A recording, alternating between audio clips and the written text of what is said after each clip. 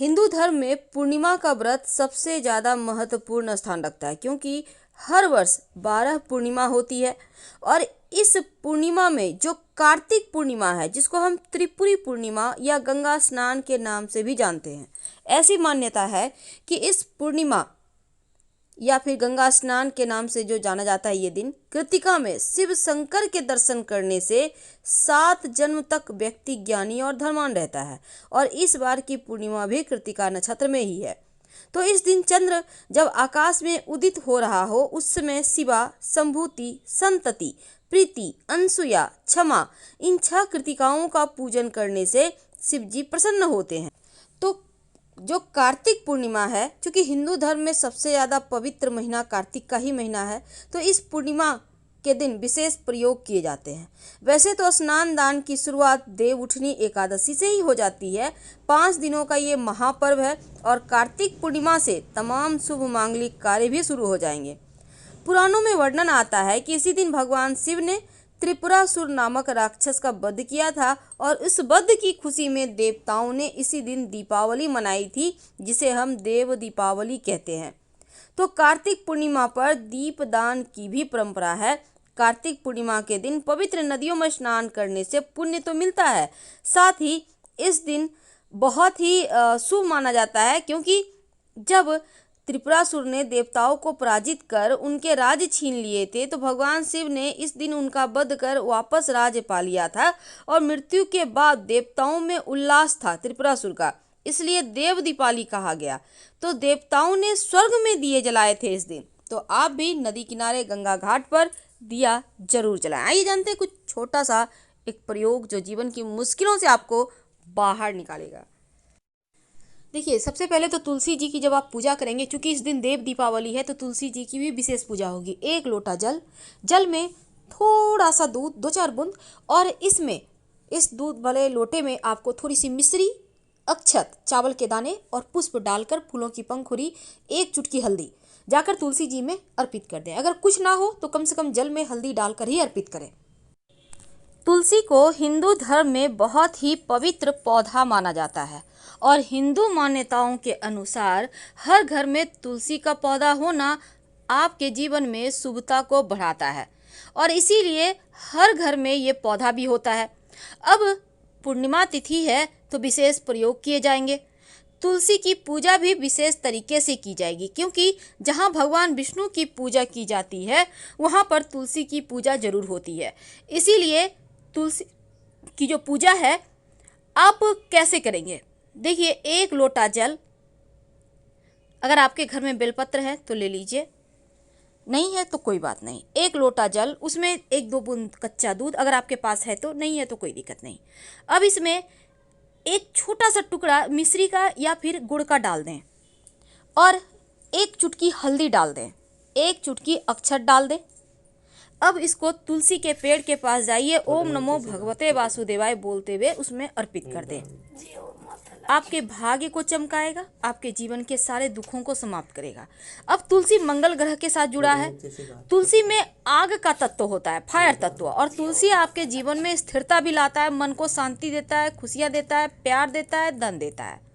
पूर्णिमा तिथि के दिन तुलसी के पौधे में लाल धागा यानी मौली धागा जरूर तुलसी के पौधे के तने में बांध देना चाहिए, लपेट देना चाहिए, ताकि लक्ष्मी स्थिर रहे। पूर्णिमा तिथि माँ लक्ष्मी की तिथि है, माँ लक्ष्मी को सबसे प्रिय तिथि है और इस दिन अगर आप ये प्रयोग करते हैं तो लक्ष्मी स्थिर रहती है और जीवन में कभी किसी चीज़ का अभाव नहीं होता। घर में नकारात्मक ऊर्जा बढ़ जाए तो इस दिन एक छोटा सा प्रयोग कीजिए। तुलसी का पत्ता 4-5 ले लें और एक बर्तन में पानी ले लें, उसके अंदर तुलसी का पत्ता रख कर आप पूरे घर में इस पानी से छिड़काव करें। बाकी बचा पानी किसी भी आप पौधे में डाल दें, आपके घर की परेशानियां समाप्त होगी। अगर जीवन में बहुत ज़्यादा कष्ट है तो लक्ष्मी स्थिर करने के लिए एक लाल कलावा ले लें, मौली धागा जिसको कहते हैं। तुलसी के पौधे में की जब आप पूजा कीजिए, पूजा करने के बाद ये कलावा तुलसी के तने में बांध दें और अपनी मनोकामना कहें। कुछ ही दिनों में आपकी मनोकामना पूरी हो जाएगी, जीवन की परेशानियां समाप्त हो जाएगी। तो तुलसी में बहुत सारे जादुई गुण छुपे हैं। वैसे तो तुलसी जी की 1 चुटकी मिट्टी लेकर लाल कपड़े में बांधकर अगर इसको रख लें अपने धन के पास, तो धन भी बढ़ता है और लक्ष्मी स्थिर हो जाती है। अगर बच्चे ज़्यादा जिद करें तो तुलसी के पौधा के पास आप बच्चे को नियमित रूप से उनका दर्शन करवाएं, प्रणाम करवाएं और तुलसी के पत्ते सेवन करवाएं। अगर आपका व्यापार न चल पा रहा हो तब एक छोटा सा प्रयोग कीजिए। तरह से तो एक बर्तन में, पात्र में पानी ले लें, उसमें 5-6 तुलसी के पत्ते आज के दिन रखकर छोड़ दें और अगले दिन आप इस पानी को पूरे व्यापार स्थल पर छिड़काव करें, बचा हुआ पानी पौधे में डाल दें, आपका व्यापार चलने लगेगा।